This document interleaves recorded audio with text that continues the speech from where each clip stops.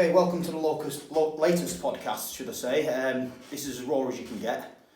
Today's guest is a local lad from Lancaster, Liam Breslin. He's going to tell us a little about his early life, his history in the area, and then we're going to speak primarily about the coronavirus, lockdown, how it's affecting people's lives, Liam's particular thoughts on it. And I'm going to try and be the devil's advocate here. I have my own thoughts on it, but just to be fair, we'll take it from there and see where we go. Thanks very much for watching. Liam, nice to have you. Right, yeah. no, thank you. As I said, you're a local lad from Lancaster. Can you just tell us a little bit about where you grew up, where you went to school, etc.? Yeah, went to a few schools. Did you? All right. Went to Moorside School when I was younger on Yeah. Barrow. It's nice. And then I went to grammar for 6 months. Right. I was there for about 6 months, and it just didn't really sort of fit in there. I don't know. It was a different class of lads there. Yeah. And, they had their sort of ways, and I had mine, and there was a few clashes. And I decided to leave. Then I went to proper working class school, Central High. Went there.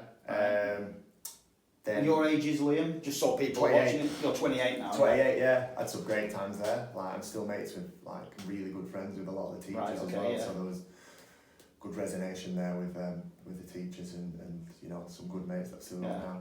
Then I went to sort of got lost from there really. I went to sixth form at Ripley, but I didn't really know what I wanted to do with myself. So I didn't have any kind of I didn't really have any sort of drive. I was just at school as something to do then. Yeah. So you had to be there. So I was at Ripley a month, and the same dynamic started to play out with Ripley of kind of not fitting in with the class that was there either. Right, yeah. And so then I went to Our Ladies and saw my sixth form out there. Yeah. Just did sport, even did a uni degree after that in sport, but nothing was quite really lighting my fire until I had an accident. I broke my leg, and then I started doing yoga. It's quite a turn from, I was meant to go I had a medical for the Marines on a Friday when I was 21, and then got run over on the Monday. So from there, my path sort of diverged from sort of war and whatnot to a little bit more peace and a little bit more sort of to the path of what I believe is truth now. And you think that's the yoga? Yeah, that way definitely. Down, sort of calm, because it sounds like you're a little bit of a firebrand where you maybe just didn't fit in at grammar and. I think I don't know. I just didn't. I think, and I've recently written a book called Awaken in the Working Class. Right. Because I think the working class is kind of there's a lot of gifts in there, but we're all put into a system, especially in schools, where we're forced down a certain avenue, and if you don't fit a certain mould of 2 A's, 3, do you know what I mean? Yes. Yeah. And I grew up with so many lads now who are great lads, and some did find the passion and some didn't. So I was kind of in that mould. I had the brains, but this system, which is now proving to some people very damaging, wasn't sitting with me, and I never knew why it wasn't sitting with me. Yeah. So I was a little bit lost, and I started to rebel against sort of the school and the system itself. It was the system itself, and I never really realised that. So and then I started doing yoga, which was a total swing. And yoga for me, my old English teacher from school got me to a studio called the Urban Buddha in Lancaster. Right. It's called Colette Corcoran, and she we started doing the physical yoga, but then from there there's actually 8 limbs of yoga. So there's it encompasses more than just physical postures. It's like truth speaking, having a little bit of it's like faith and your soul and spirit. And do you think that's what? As we said before, I believe you've been in Lancaster, I can't say protesting, but you've been there voicing your opinion on the current climate with the coronavirus, lockdown, etc. Yeah. And do you think that yoga thing has pushed you towards that? Is there something behind that? Well, that was the absolute sort of catalyst for it, really, because and which gave me a passion to do it, because what I realised is I grew up as a young sort of, like I say, in the working class. From there, you pick up a lot of behaviours, including addiction, a lot of shameful behaviours. There's a lot of toxic masculinity, like going out and sleeping with girls and doing X, Y, and Z as we're growing up. There's a lot of that, and basically all that acquires is self-unworthiness. Yeah. And it's just lads trying to look for love in the wrong places, and it ends up in a chaotic mess, really.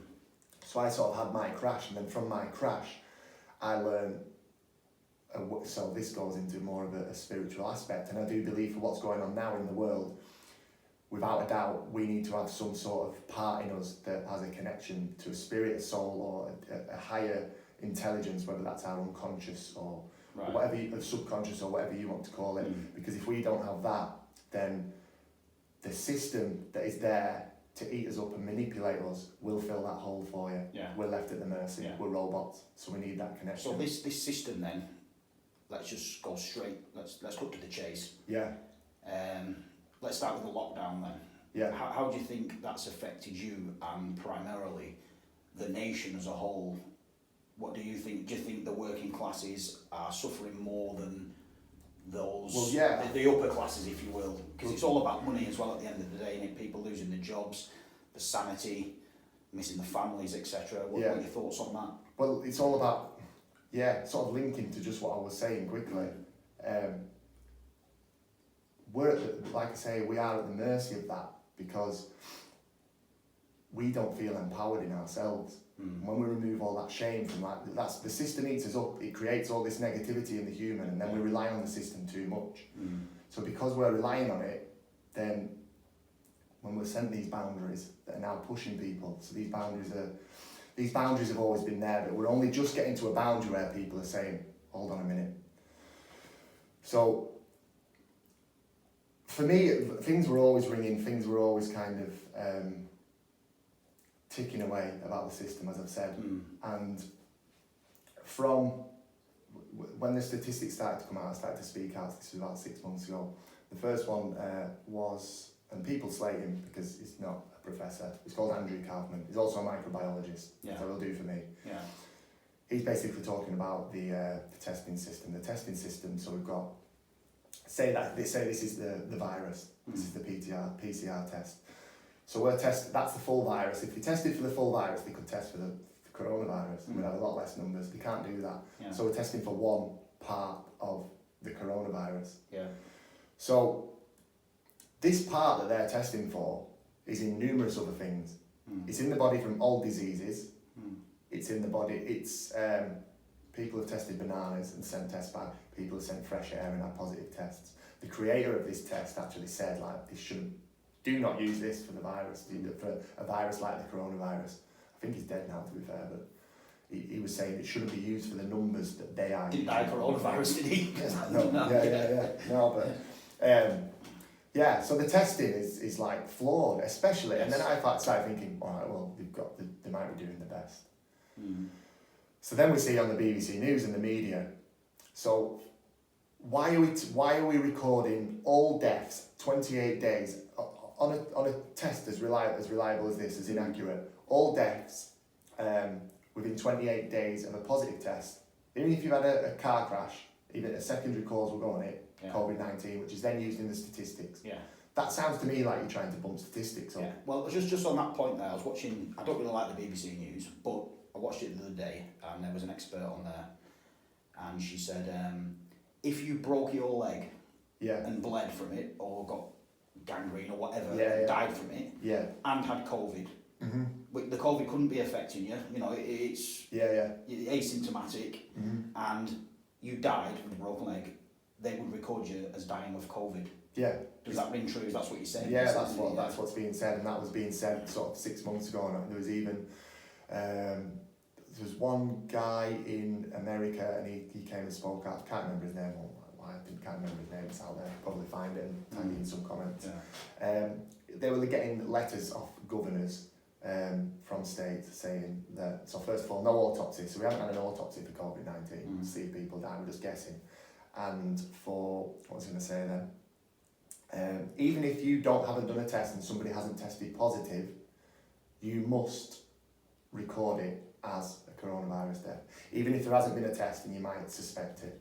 So there, people all over the world are being influenced by these people. And then we've got kind of I see it as like a triangle when I explain it.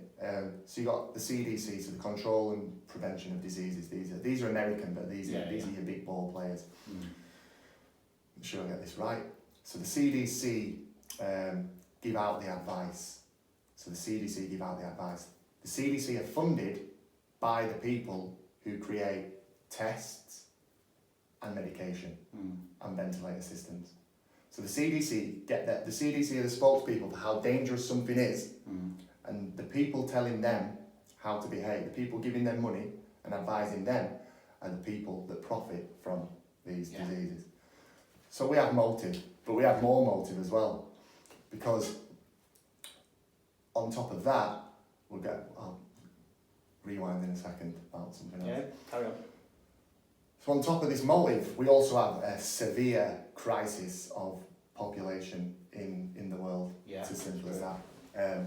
So 100 years ago, we had something like 1 billion people on Earth.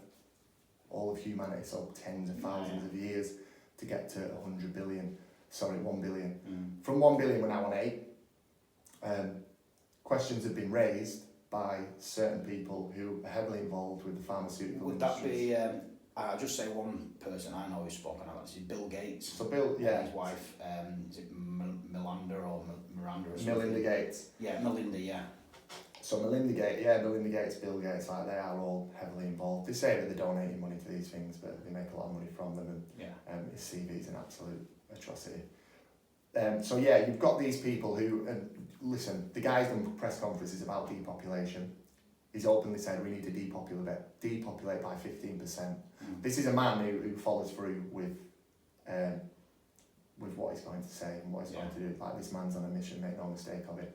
And he has clearly said to us, so the guy who's a top spokesperson for this virus and its vaccination, a big funder of it, he has clearly said to us that depopulation is necessary. We need to not just halt it, but we need to reduce it by 15%.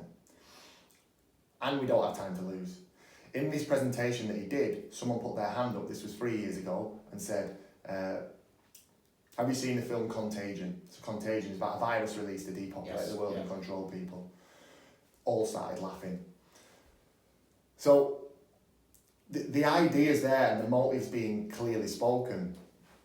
So putting that together with, you know, the increasing population, the reason why we can't handle population is not because the earth or we don't have the food to do it. We wouldn't be able to have the food to do it. It's because the way that we are growing food now, and the way we are growing food, the way we are using fuel, and the way we are contributing to global warming it's quicker to depopulate than to try and change it. Yeah. And you've seen how hard it is for people to change. Like, people are jumping straight into lockdown, staying in their house, and they're not questioning this. So it's without a doubt a depopulation technique, and to do that we need to be controlled. Bill Gates' CV is he went to Africa, he made over 10,000 women sterile. Yes. I don't know how he sleeps at night. He also went in with a polio vaccination, and there was something like 10 years, there was 500,000 more paralysis cases in young children from this vaccination. He was asked by the advisory board, his advisory board was asked by the Indian government to get out of that country.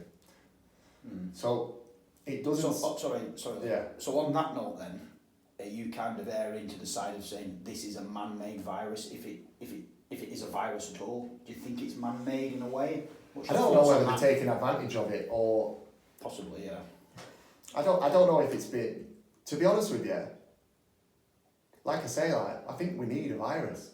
I believe the Earth is an intelligence, and I believe if it's not man-made, we need a virus to depopulate, because our behaviour at the minute of pollution, the fuel that we're using, and the way we're dealing with food, the way we're growing GMO crops that aren't sustainable because they don't regrow the seeds. Exactly, yeah. The chemicals that we're putting all over people's lands in not just our countries, but is it second world, third world countries as all well? over the planet, basically. Ruining it. We're ruining the soil. And the food shortage is imminent. I can tell you that. We need to start stocking up on food and start becoming self-sufficient where we can, because we seen at the start of this, we got a little glimpse at the start of the first lockdown, people going into Tesco and people hoarding, and not just toilet roll, was it? Yeah, this is it, mate. Yeah, you wait till people are hungry. Yeah. When I went to India, I've been travelling to India before, and I remember I started to hit on hunger, and my mood went it's like being hungry, isn't it? Yeah. But we never get the chance to do that here because we can just go to the shop and we can. Exactly. Like when people are truly, what food does, it suppresses the nervous system. So I know this through my work, through the yoga, and through what I was doing with substances like drink, drugs, alcohol, to suppress the nervous system. We do the same with food, and we do it on a much more collective level. So what that will do to the population is send people into, well, it'd be mayhem on the street. I have no doubt about that. This is why I talk about it, because I know where we're going. Yeah. And I don't know whether they're doing it because they want us in control before a food shortage is imminent. France have recently said, I was living in France a couple of months ago, France have recently said they're cutting 40% of food supply to the UK. I'm presuming after Brexit, most of the EU countries will follow suit. How does that leave the UK then? We're going to be totally isolated. Yeah. We're going to be absolutely isolated, and like being on. I know people are waking up, but we need to start having a little bit of more action and emotional intelligence about it. Because it's all right just speaking about it. We need to take action. Like I've been to a few protests. Obviously not mine. Like a lot bigger ones in like Manchester, and people are there. The body's there, but they're not. Do you know what I mean? It's like, well, it's not a major threat to what's going on. And at the minute, they're doing them protests in a lot of comfort. So what comes when this food, I have to like speak about it now. Yeah, go like, for this it, food shortage is coming. Like I know that it's coming, and I try not to scare people and put fear into people. But this all links, and it all links to the control, how we're needed to be controlled. And yeah, I cannot emphasise enough the precipice that the United Kingdom is on. It's as simple as that. And I've tried to dance around it, and but people, unless they know the motive, they can't believe why things were going on. So these people at the top, so Bill Gates, your Rothschilds, your Rockefellers, Soros, these people have got the fingers in the pharmaceutical pies, the food corporations, the fuel companies, utilities, media, even. Oh mate, the media. Media's one of the main things, in my opinion, that's actually suppressing people. People aren't being allowed to think for themselves. It's being forced down the throat, whether you're on your phone, your iPad, your computer, your television, the radio. Yeah. It's just constant. They're telling you what they want you to hear, I think. And it's what they're putting through it. So, start of this month, 4,000 deaths a day. How dare they put that on the television when they know, on the BBC News, Boris Johnson, the Prime Minister, when they know fine well that that isn't happening. There is no way that's happening. But you've got poor old Edith sat in a rocking chair, 70 years old, absolutely shitting herself. Scared out of her wits. Won't let a family round. Yeah. Then there's a division between the family because they're trying to persuade her that it's that you know, we've got a moral compass as well, where we're not really seeing people who are ill and we're not seeing people who are dying. People who, people aren't dropping dead on the streets, are they? Well, that's what we were showing on the BBC as well at the start of it. So in China, it just, do you know what? I've said to a lot of people, I don't like doing it here, but I can go around in circle about statistics and the deceit of everything that's going on. But all I need to say to myself now, and I think what a lot of people need to start saying to start stepping into action is, I'm going to stop persuading the people who don't want to know, and I'm going to have to start taking action for myself, because the whole lot of it absolutely stinks. It stinks to the high heavens of deceit. And I've seen the most level-headed people start to turn now. And that for me is quite encouraging. I stood in front of the police the other night, over 20 policemen, and you can see them, they do not want to do what they're doing. With these fines and stuff and sort of...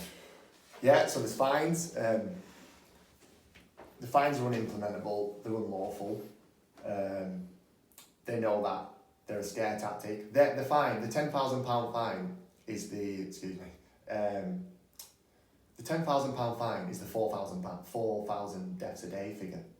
Right. It's like, it's an exaggeration because people just take it on, and like you say, it's difficult not to.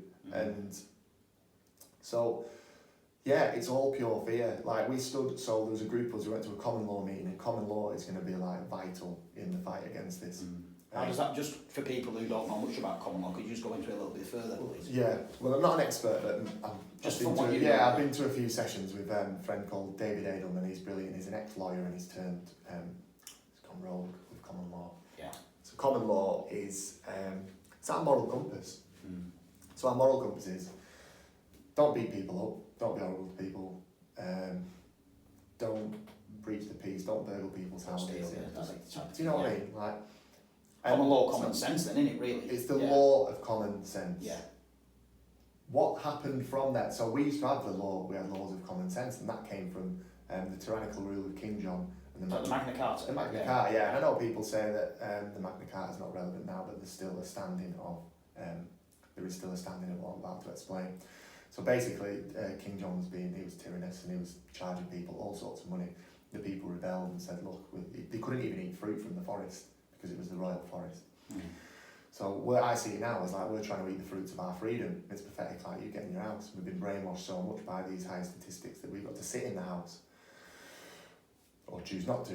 So the rebellion does start to come. So, but what they're doing by making us sit in our house is create a stagnancy, and the stagnancy is a demoralisation tactic.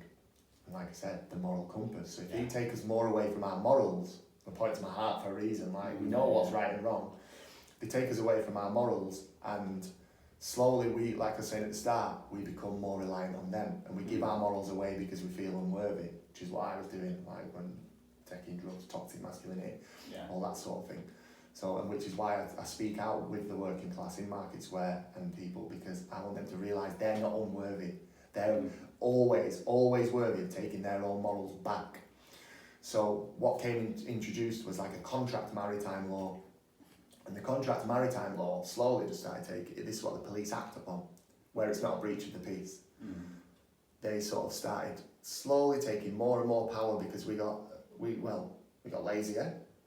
We didn't want to sort disputes out for ourselves, like, oh, my neighbour's moved his fence there, and it's like, right, let's go to court, let's spend 20 grand on it, and we just and that's a business as well. So slowly that took power away from the people, and we became so heavily reliant on this system that we forgot that we've got our moral common law. And in forgetting that, we forgot the balls to stand up for it, which is what we're seeing now. So the demoralisation has rested on them, and then they've just got now, they're trying to demoralise a little bit further and keep us in our houses, keep us suppressed, keep us in pure fear through 4,000 deaths a day. So they can just take that last moral and then it's gone. They've got full control over us. Yeah. Going back to what you said then about they're trying to take more control of us, keep you locked in, it might be Australia, correct me if I'm wrong, but I think they've brought something in whereby if you're on benefits there, stuff like that, I think this even with the vaccine, if you refuse to have the vaccine or you refuse to stay locked in and that, they will actually reduce your benefits. They will stop giving you the money you're entitled to. There is, Which is it's just completely madness that I don't understand it. I think it's just terrible. Well, it's then trusted, like it's got to, the snowball is we've given them the power, we give them our morals, like, oh, you control our money as well. And because we've become so suppressed, and so people need to be careful of any sort of universal income because of this economy crash. Because if you start heavily relying on that, and I've done it myself, where there will then start to be, checklist coming in. There'll be less jobs, there'll be massive unemployment, you will be relying on it. Checklist, what's my 4 things this month for my money to survive, to feed my kids? Get a vaccination, get your ID chip, potentially. And I'm just speculating. Cashless society as well, do you think this could be part of it? Cashless society, so then they will withhold your money. Why? If that is the source of your survival, why would you give that to somebody else? Exactly. It's bad enough in banks now. But how much power are you giving to somebody else? Don't even mean you have to hate them or you have to despise them or whatever they're doing. Just take your own power back. And that means, as we've been doing, the Lancashire Action Group and David with his common law talks, we've been 4 confrontations with the police now. No lawful arrests that I've been at, and no lawful fines have been given. The other night we went, they were that desperate, they got a dog out. I stood there, like, why are you getting an animal out to bite us? Like, to threaten to bite us? Because if they said we're going to take action. So what action's that? It's an arrest or fines. This is where we stood in our moral compass. We don't accept your fine. We don't accept that maritime law. We remember that we can stand in this. Then they've got nothing. You've just got to have the balls to follow through with it. The guy in Brighton with the tattoo shop, 5 times. I've seen that one, 5 times the police have been. They came again yesterday. they're going to start doing what's called token arrests. So the token arrests show of public. So they might see a protester like, I don't know, Paul Boys or David Icke, I don't know, I won't get into that, but arrests to, again, demoralise the followers of them people, because arrest is scary and we're conditioned to be scared of uniform and fear.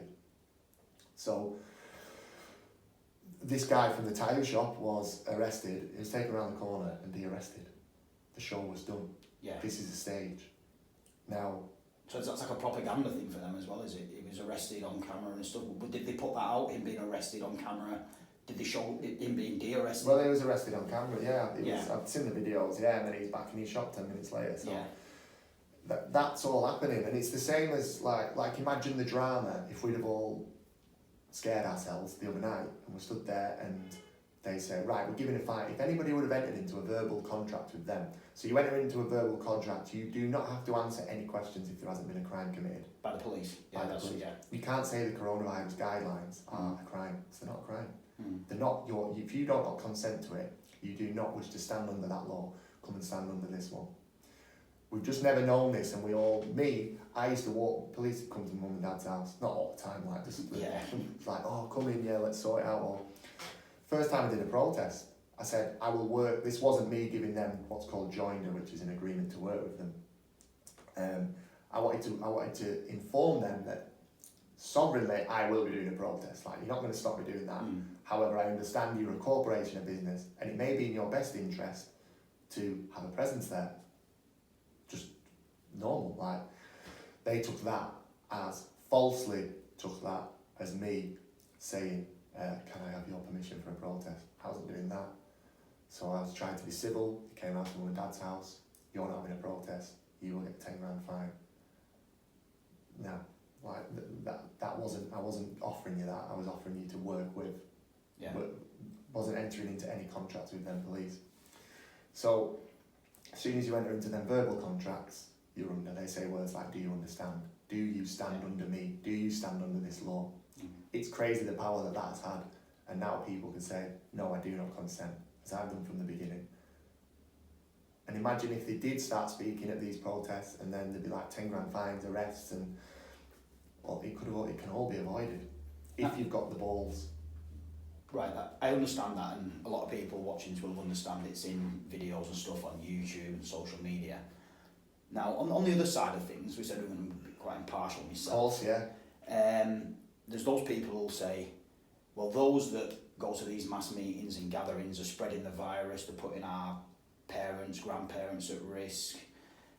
Why doesn't everyone just stay locked down for the time the government tells us to? What would you say to those people? Can you sympathise with them? Do you understand? First, I'd say that they're entitled to their opinion. Yeah, fair enough. They're entitled to their opinion. They're entitled to their moral compass. What I would say is, first of all, from the gut instinct. So, from my gut, I'm not feeling a danger. If I didn't have a television, if I didn't have the media, which the media is exaggerating. Yeah, we spoke about that. Yeah, I agree that the media is exaggerating, so I choose not to use that source of information. People are committing suicide at an alarming rate. Yes. One of the ladies in the Lancashire Action Group lives on Morecambe Prom. She's got a high-vis vest. She walks up and down the prom every night. She's speaking with the lifeguards, the lifeboat. There are 2 or 3 up and down the Lancashire and Cumbria coast, walking into the sea every night. They've never known anything like it. So this is depressing and demoralising, destroying the human soul. It doesn't have to be a big soulful, like spiritual thing. The soul can be your creative freedom. It can be your work. It can be your passion. It can be time with friends. Because of the fear of death, based on false statistics, false testing, which people who say let's all stay in our houses usually are basing their opinion on information given to them by the BBC. Who, as we said before, are funded or told by Funded these and higher sponsored by the government, Yeah, and then the government are sponsored by these people who got them on absolute strings. Yeah. You imagine It's like puppets. you imagine a government who can't get on with their fuel company or pharmaceutical company, or you imagine that. And it starts down here with all the doctors and then the doctors' surgeries and then the pharmaceutical, and it's not these people to blame. But you get to the top, like they're just reading scripts of what they're told and following guidelines. You get to the top and it's all the same people, all the same right across the board. And they do not acquire 93% of the world's wealth, these 8 families. Yeah. That's frightening, isn't it? It's just a frightening statistic that with 93, give or take, it's a frightening statistic that. You don't get that through being nice. No. You don't get it through being nice. It's ruthlessness, isn't it? It's ruthlessness. Lying and treating people like there's shit on your shoe, basically. There's children in Africa drinking parasitic water, pulling worms out of water to give the children a drink. And they're sat over wherever they are, or dotted all over different countries, including our own Queen, doing nothing. One of the most powerful women to people who will allow it in the world, without a doubt. That family's a big, they've got a lot to answer for. Yeah, that's another podcast that I'd like to go into that further in another podcast, because I've got my feelings on that as well. Yeah. Now, this, you're saying before, like, locking, this lockdown, it might not affect people so much if they've got a big family, if they live with the kids and the wife and all that, and they may be going to work. It's not that unnormal. But for those that are living on their own or rely on that, because we are socialists, humans are supposed to be together and socialise. Yeah. That must be one of the reasons as well why the suicide rates have gone sky high as well. I mean, you can imagine a guy or a woman, whatever age they may be, sat in the house on their own, watching the TV. Fear's been forced to them, they turn on the telly, it's just fear. So, we've got in one hand this, so we've got the suicide rates, we've got the businesses closing, people who've worked for them businesses for years, like, it isn't just 6 months of no business. It's some people like decades, like family generations of hard work, determination, pushing through their own struggles, about to be destroyed by something that has a 99.9% survival rate, like 99.8 or something like that. Yeah. I don't it's about that. I don't care. It's about 98, 99% survival rate, I mean, I'm arguing if it's 50-50 survival rate. Yeah. Because of the test that they're doing. Yeah. So, the people who are sort of speaking against those who are speaking out against the virus, so the people who are coming and saying, let's all just stay indoors. Choose life. I'd rather choose life. Yeah. Choose life over the fear of death. And I mean, brushing on just a thought I had coming down here. We don't have to get into it. Like, who said death's bad? I don't know anybody who's come back. I don't know anybody who's come. I know it's sad for people, but we're so fearful of death. We don't even know what it is. But that is deep. Well, it is a little bit. But on the other hand, I personally, I think one of the most precious things in the world, not money, it's human endeavour. Someone's ability to get out of bed in the morning, look after the kids, go to work, be themselves. Human endeavour, it's priceless, you can't buy it. Superpower. And I think this lockdown, this crap we're being told, if it is crap, that's taking that away as well. And it's almost like people, they just want us to be sheep. It's pure. Is that your... Definitely, mate. I totally agree with you. It's a good word, human endeavour. The stagnancy that it's created, and I've been stagnant. I've been stagnant where I haven't been doing something that I've enjoyed doing, or I've struggled getting out of bed in the morning. And it's like there's a psychologist called Jordan Peterson, and Jordan Peterson says that if anyone ever comes to him depressed or stressed, they say the first thing he does is he says get up at the right time in the morning and go to bed at the right time. Like, do that consistently for 2 weeks, and give them a purpose in the middle, like endeavour. From that, he said most people who come back to him never need any medication. Yeah. We're just so out of sync with yourself, isn't it? It's about sync, and that's what they're making us totally forget everything, because we need certain parts of our identity. Well, we need certainty in life. Like, that's a human. That's a basic emotional need of the human being. We need a little bit of uncertainty, like a little surprise and things to work at. But and that plays into endeavour. But then we need certainty of and structure of what we're going to be doing. And nobody can plan anything. No, that takes me on to my next point. We'll talk about people. There's millions in the country. There's in our local area, Morecambe, Lancaster, Heysham. The hospitality industry, for example, these people are losing their jobs hand over fist. As you said before, some of them have worked there for years. They haven't just started there. How do you feel for them people? I mean, is there any way out for anybody? Can you see it changing anytime soon? I think I think this has been happening over the years without us getting annoyed enough Yeah. to like do something about it. So last year at the pre-election, there's talk of like the NHS getting It's getting privatised, isn't it? It's getting sold. Isn't it? Yeah. It's getting privatised, it's getting sold, and you know we see school funding. I've worked in schools before, been a TA in schools, and been a sports teacher.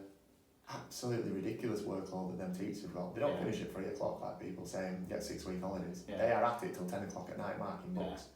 Treat like this shit, if I can swear. As are the NHS staff as well, on the same. Yeah, teachers yeah, mate, in the yeah, NHS. yeah, and all again. Whether you're a well. neurosurgeon or a cleaner for Yeah. the NHS, from top to bottom, Yeah, and it shouldn't be a top to bottom, but you know what I mean. yeah, exactly, mate. It's freaking ridiculous. I've seen it myself. I've been in hospital quite a few times, and it's just ridiculous. Yeah, and the most valuable thing people have, like, it's not even about money or role, really. It's about time Yeah. and what people are getting. But where's all they were slating Jeremy Corbyn. I won't get into politics, but they were slating him. This government that is now in charge was slating him for not having a magic money tree for when he was trying to help people. And I'm not saying everybody should get given stuff, because again, that takes away human endeavour, which is people can't be given, which we must be careful of with this universal basic income. Don't get given too much, because the more you get given, the power's in their hands, and you're leaving yourself open to. If you take from them, they get to take from you. It's a law, natural law. We've got a magic money tree now, and I know the same we're going into. They print money. I don't right from the top. There's someone at the top of that print. Where does it come from? Where does all the money come from? You know what I mean? Yes, and do you know what? Like, if you've got 93% of the world wealth in your 8 families, coming out the world out. Yeah. Stop spending £300 billion on nuclear weapons and dropping them on kids' heads in Syria. Yeah. Like, that's how sick these people are. Like, it does wind me up. Like, these people see this happening on the news like years ago, like wars going on, and like they know the terror that these people are capable of. But as soon as these people want to give them a vaccination, oh yeah, come on, let's do it. Yeah, come on. Well, wars are profitable, aren't they? Let's call a spade a spade. Wars are profitable. People make money out of wars. People make money out of war, yeah. And they manipulate wars as well for certain agendas. Financial reasons. Financial power. reasons, religious reasons. People say to me, like, why do they need money? They don't need any more money. These people are psychopaths. And they're psychopaths. They want total control of people. And not getting too much into which religion and what, because that's for another podcast. Yeah. And I would have to really tread carefully. Yeah. There is a plan for a one world government in Palestine written in a certain religion's scripture. And that has to happen. That is there. That is set, and it's been set through generations of these people's families. Right. That has to happen. And it's a distorted version of the true religion. Yeah. It's not the real religion. It's a distorted version of it. So that's where and anyone who tries to interfere with this plan, Colonel Gaddafi in Libya, he wanted to introduce a water network and a new currency based on gold throughout Africa called the gold dinar, which would have totally changed the face of the mother of the earth, Africa. That was a no-go for the United States of America, the Central Reserve, the Federal Bank. No. So they did the Central Bank, the Federal Reserve. They didn't own a few countries at that time. I think there was 6. One of them was Libya, by Colonel Gaddafi. This was just after 9/11. Brown bread. Yeah, one was Iraq. Saddam Hussein, I'm going to start trading in euros, my oil. Bye Saddam Hussein. Another one was Sudan, now under control there. Then there was Cuba, getting mated with Cuba. North Korea was one. Pretty sure the other one was Iran. However, was that the Cuban Missile Crisis back in the 70s? Probably was leading the way to it. Yeah, I mean, part of that one. Yeah, they started getting mated with North Korea. Yeah. Total control of all the banks, and then same people. These same people. Well, on that note then, Liam, we'll wrap it up in a second. Yeah. Now, just your final thoughts, it's your podcast, you're here to tell us your feelings. I mean, what sort of, from your point of view, what sort of advice could you give to people locally who are struggling, who are lost their jobs, sat in the house, no money, struggling for food? I mean, what could you say finally that you haven't said? What would you be on it? We are at the point of fighting for what we have left. Yeah. We are at that point of fighting for what we have left at the risk of losing everything before we have everything taken from us. and we will lose him. That's a fair point, mate. It's been absolutely fantastic talking to you, Yeah, mate. I've really enjoyed this. Yeah, no, it's good. Thanks, And I hope mate. everyone at Appreciate home it. enjoys Yeah, that. no, well moved on, because I can waffle sometimes.